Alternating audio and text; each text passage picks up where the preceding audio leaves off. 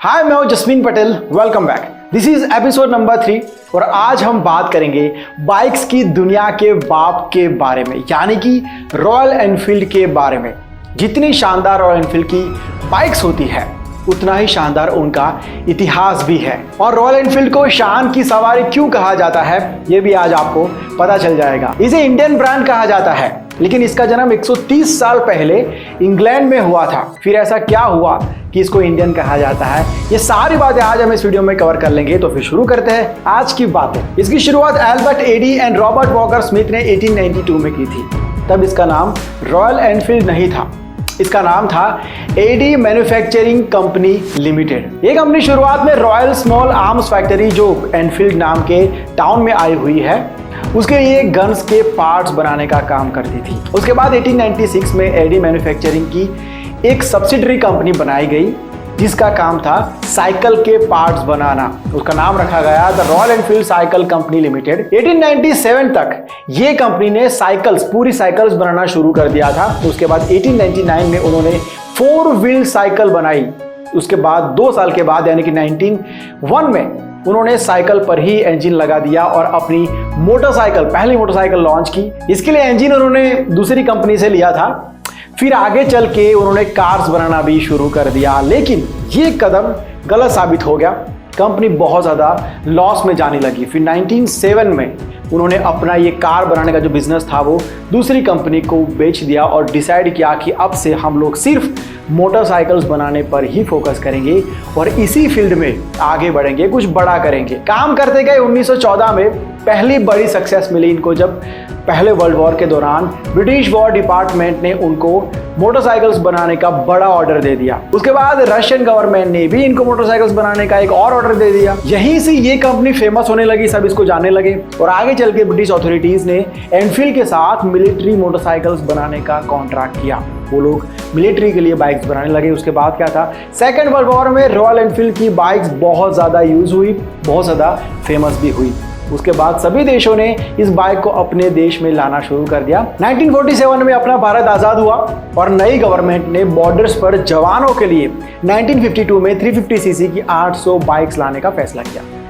जब 350 सीसी की मोटरसाइकिल बनाई गई थी इंग्लैंड के अंदर, उसके 20 साल बाद की ये बात है। 20 साल के बाद ये भारत में आई थी 1954 में।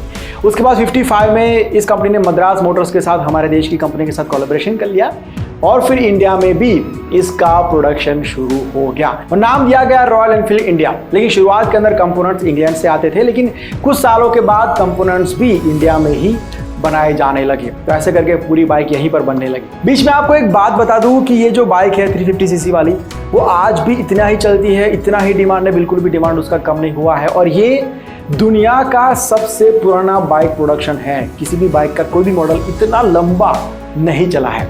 उसके कुछ सालों के बाद रॉयल एनफील्ड इंग्लैंड बहुत घाटे में जाने लगी। जो इंग्लैंड में थी वो कंपनी और बैंकरप्ट हो गई, बंद हो गई। लेकिन इंडिया के अंदर उसका प्रोडक्शन चल रहा था। दूसरी तरफ ये जो कंपनी थी वो सारे लीगल राइट्स अपने पास रखने के लिए कानूनी लड़ाई लड़ रही थी और ये सारी चीज़ों की असर भारत में जो प्रोडक्शन चल रहा था उसके ऊपर भी हुआ, नेगेटिव असर हुआ और यहाँ पर भी बिजनेस लॉस में जाने लगा। तब भारत के आइसर ग्रुप के साथ ये मर्ज किया गया और तब से लेके इंडियन ब्रांड हो गई है रॉयल एनफील्ड। बड़ी बात यह है कि ये कंपनी दूसरे देशों के साथ साथ आज की बात करें तो ब्रिटेन को भी बाइक एक्सपोर्ट करती है। मतलब इंग्लैंड में पैदा हुई कंपनी इंग्लैंड को ही अपनी प्रोडक्ट एक्सपोर्ट करती है। साउंड स्ट्रेंज बट ऐसा क्यों हुआ ये मैंने आपको बता दिया। आगे चल के इसके कई सारे मॉडल्स आए, ज़रूरी चेंजेस किए गए, बहुत अच्छे से मार्केटिंग किया गया, लोगों की डिमांड को समझा गया और ऐसे करते करते रॉयल एनफील्ड फिर से टॉप पर आ गई है। आज ये 50 से ज़्यादा देशों में बिक रही है और भाई ये अब इंडिया में बन रही है तो डेफिनेटली इंडिया को तो बेनिफिट हो गई।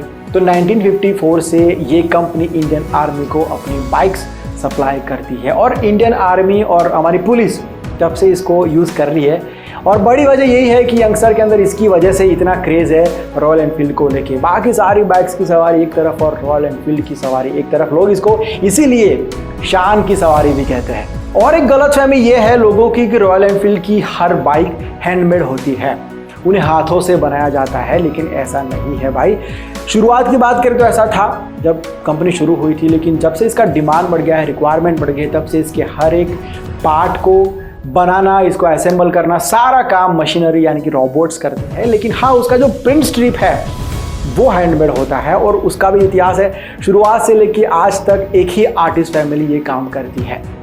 ओके देन, आज की बात यही तक रखते हैं। उम्मीद करता हूँ आपको ये वीडियो पसंद आया होगा और आप कमेंट करके मुझे बताना कि आप और कौन सी ब्रांड्स के बारे में जानना चाहते हैं। अदरवाइज आप मुझे डायरेक्ट इंस्टाग्राम के ऊपर मैसेज भी कर सकते हैं। और आपको रॉयल एनफील्ड का कौन सा मॉडल सबसे ज़्यादा पसंद है वो कमेंट करके बताना। मैं मिलता हूँ बहुत जल्द एक नई वीडियो के साथ, एक नए सब्जेक्ट के साथ। Bye, take care and see you soon.